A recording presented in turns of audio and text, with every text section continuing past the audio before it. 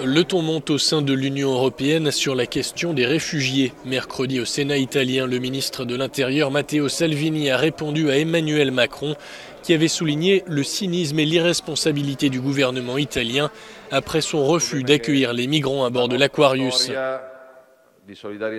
Le problème, c'est que notre histoire, en matière de générosité et de volontarisme, ne mérite pas d'être apostrophée aussi sévèrement par les représentants du gouvernement français, qui, je crois et je l'espère, présenteront des excuses officielles dès que possible. Le ministre accuse la France de se dérober sur la question migratoire, de n'avoir accueilli que 640 migrants débarqués en Italie quand elle s'est engagée à en recevoir près de 10 000.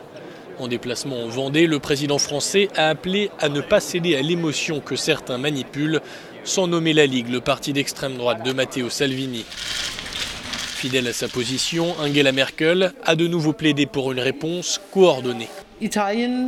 L'Italie a le sentiment qu'elle ne bénéficie pas suffisamment de la solidarité européenne, car l'Italie a reçu de nombreux réfugiés. Et c'est l'un de nos problèmes.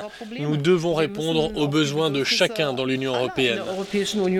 Mais dans le même temps, elle était prise à contre-pied par son propre ministre de l'Intérieur, Horst Seehofer, qui a scellé avec le chancelier autrichien Sebastian Kurz un axe des volontaires contre l'immigration illégale entre Berlin, Vienne et Rome.